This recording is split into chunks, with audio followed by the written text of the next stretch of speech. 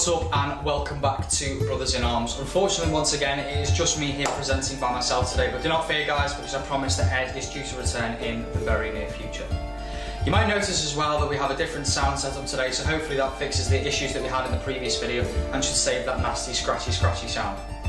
So as you can see at the table in front of me, I have an arming sword that I would like to review here today. This is an arming sword that was made by John Barnett. This is in the very low price range and isn't going to be an extremely high quality. So if you're looking for a high quality reproduction, this isn't going to be the sword for you.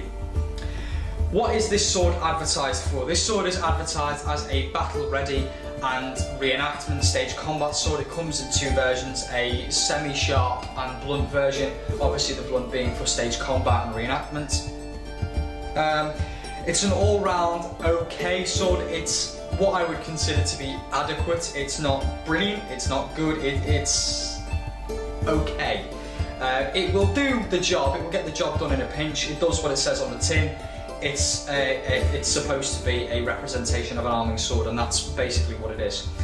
One of the first things you'll notice when you pick up this sword is how incredibly heavy it actually is for an arming sword. This is weighing in at around about 3.5 pounds, which is incredibly heavy for an arming sword. That's in the really heavy side, and that weighs just as much as my antique 17th century rapier. This sword features a spring steel blade.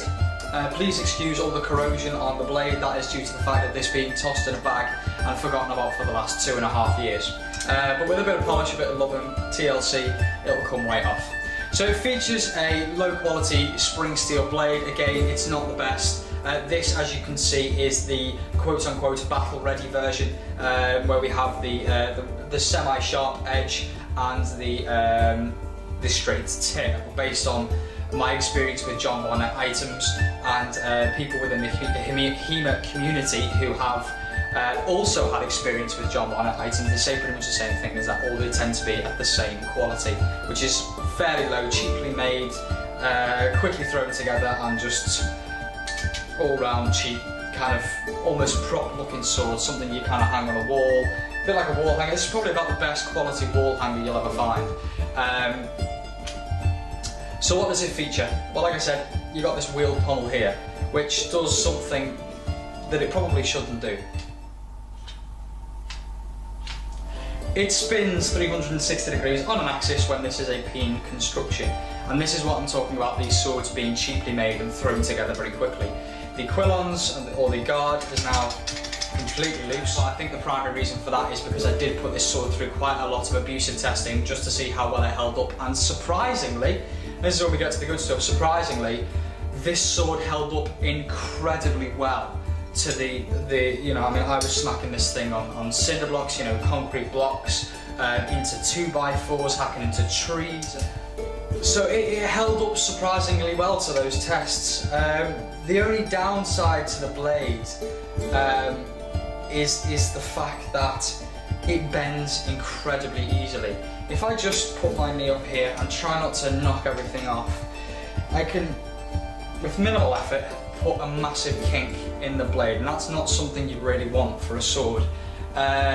It's not the end of the world, because I would rather it bend than break, because at least this way I can fix it, but I would expect that of a bronze sword, not of a modern composite spring steel blade. This features an overall length of 1000mm or 39 inches is the overall length to the sword, which is about average for a medieval arming sword. The blade length is 840mm or 33 inches, and the grip length is 110mm or 4 inches.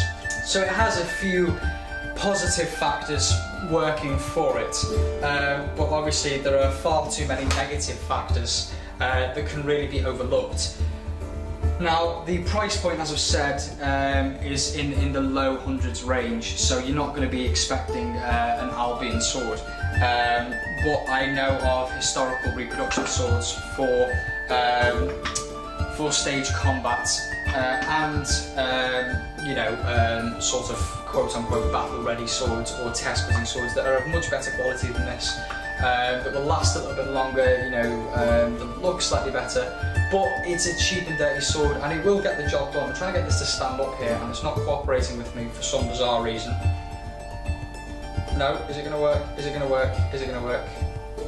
Can we do it? Can we do it? Can we do it? There we go. So, like I said, it's a good sword. It'll do the basic things that you need a reenactment sword to do. And like I said, it is a nice wall hanger. But in terms of functionality and value for money, it's a sword that I would probably buy as a last resort. If I was absolutely desperate and I needed a sword, if I was attending a Renaissance fair or if I was attending any other kind of reenactment event and I was desperate for an arming sword, it might be one that I would pick up just for the purposes of aesthetics as opposed to functionality. I hope you have enjoyed this video, guys. If you like what we're doing here at Brothers in Arms, then please hit that subscribe button. It really does help us out. And make sure as well, if you are kind enough to hit that subscribe button, to hit the notifications bell so that you can have notifications sent directly to your email address, and that will keep you up to date with everything coming at you from Brothers in Arms.